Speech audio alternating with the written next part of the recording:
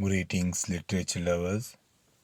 Today we are going to talk about White Noise, written by Don Delillo. It's a very special work, really interesting.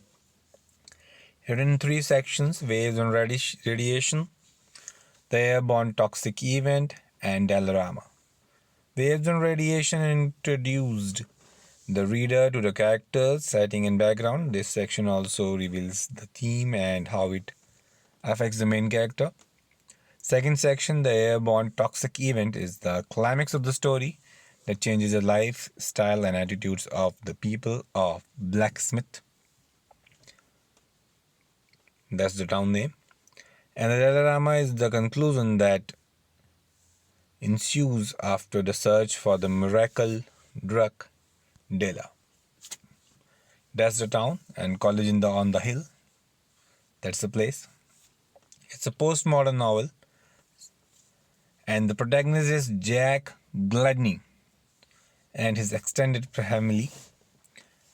Now he's a professor, and Jack is the narrator and the main protagonist of White Noise, and he's the head of the household. He's a professor in the small college town of Blacksmith.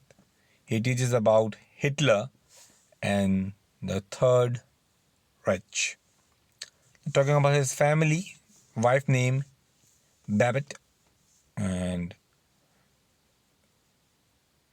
she is the mother of Dennis, Eugene, and Little Riddler. Now Jack's children are Mary, Henrik, and Steffi, and also B. Talking about his other three ex-wives, Dana, Janet, and Tweedy, all of which once was a spy. Talking about families and enemies, Mary is a fellow professor at the college on the hill, and he quickly becomes a friend and confident. Mr. Gray is the infamous dollar dealer. Talking about 1980s, the decade begins. New technology, computer, new pharmaceuticals, and pesticides. Commercialization is a prominent fixture in all household. People live and breathe by the products that are advertised through the airwaves. The easier technology makes our life, the less thought and effort we put into living it. The main theme throughout White Noise is that itself, that is not predictable, even though you may have a general timeline. So one might live through their life as if every day is your last, and don't look to the death as an end but as a change. We all die eventually. It is how we lived that really matters. And people need fear as an emotion.